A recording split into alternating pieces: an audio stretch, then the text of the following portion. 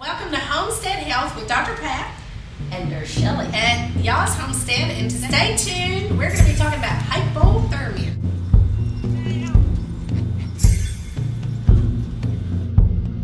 When they are home, when they are He's sweet.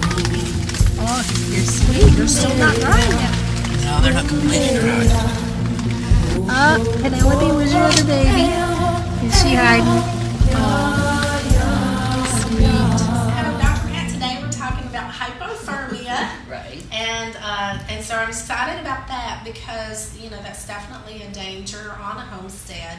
People getting out taking care of the animals in the cold and all that. And a lot of things I didn't even realize in 50-degree weather you could get hypothermia. Yeah, right. It's interesting. Mm-hmm. Well, first of all, our Father has given us the tools to survive and to be healthy if we just understand the basics of it. And the life is in the blood, and the Father arranges it for the blood to be pooled on the inside to survive, keep our organs going, because that's more important than our toes and feet. Right, exactly. Okay. So some of the things that we want to talk about today are, you know, what happens when you get hypothermia? What symptoms should you look for? Right. Well, first of all, anywhere between 98.6 and 80 degrees is various shades of hypothermia.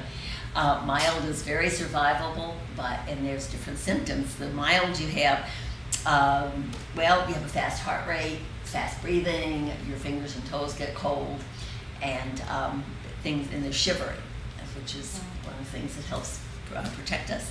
And the treatment is to warm the body, insulate it from the ground, to protect yourself, everybody, from the wind, which takes the heat away, and get out of wet clothes. And if you could get something warm, like warm stones or warm fluid in a bottle, and put it in the armpits and the Where the neck. pulse points are. Yeah, right. Yeah. And where the warm parts, you don't want to warm the hands or feet, really. Right. And that's how people get frostbite, because like it constricts there Right. to get blood to the major Right. organs to protect them, right? Right. Right. So no alcohol. If a person is just in mild hypothermia, warm fluids are really great as long as they are mentally okay. And but no alcohol, because that brings the blood back out to the fingers and toes.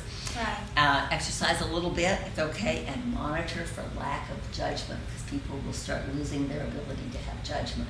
Right, and yet even kind of get clumsy, falling down, confused, that kind of stuff. Right. And I've also heard you make sure you don't do this even though your hands are cold, because you could rupture those little capillaries and stuff in your hands. And damage the other tissues too. Exactly. Your hands and toes. Exactly.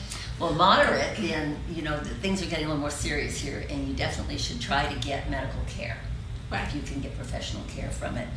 Again, same thing with same symptoms, only they become more violent. You have violent shivering. Right. You get a little bit more of almost into a stupor, not being able to think clearly. Muscle coordination goes down. People might be stumbling, so they really need somebody else to help them. And the heart rate increases super fast so that it can supply blood to the muscles to make them shiver. But then if they have heart problems, that could cause That's right. a dangerous heart rhythm. And you need to start Yeah.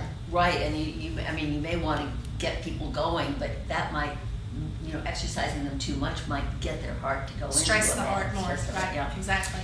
So you may get blue fingers, toes, puppy skin, that kind of thing. And heart arrhythmia is really a serious problem.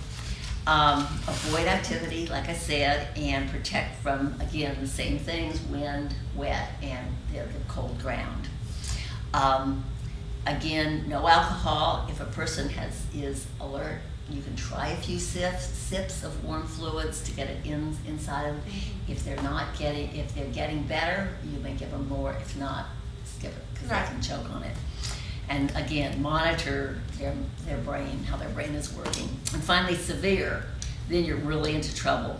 Heart rate goes down, blood pressure goes down, shivering stops, Going in shock.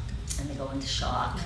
Get amnesia, a lot of mental confusion, that sort of thing. They really need to be kept calm and quiet. Then you don't want to warm them up too much, because if you put really hot around the neck and the pulse points, armpits, groin, you might actually cause a heart arrhythmia. And as it gets very severe, even if the heart rate is way, way down, the breathing is way, way down, you don't want to ever do CPR unless they're totally without a heart rate Right. and totally without blood pressure, without breathing. And then monitor them, because if it comes back, you want to stop CPR right away. But the important thing is that nobody is dead until they're warm and dead. And a lot of people have recovered. Do you know that children that drown for well over 20 minutes in cold, cold water have often survived without any mental problems or any problems at all? Absolutely. I've heard of people that are in the morgue that died from hypothermia that actually wake up in the morgue. Right, So that's not- right. So a couple of things just to go over. If you are going out and you are getting in the cold, the best thing to do is dress. First of all, of course, you want to take plenty of fluids in. Eat, because when you eat, your calories make body heat. That's super important. And then in dressing, I brought a couple of little things we want to go over, like cotton. You don't want to put cotton up against you because you will sweat, and that will make you even colder. So you don't And want it to do stays that. wet. And it stays wet. So anything like this that will wick the moisture off, and it keeps your body. Silk.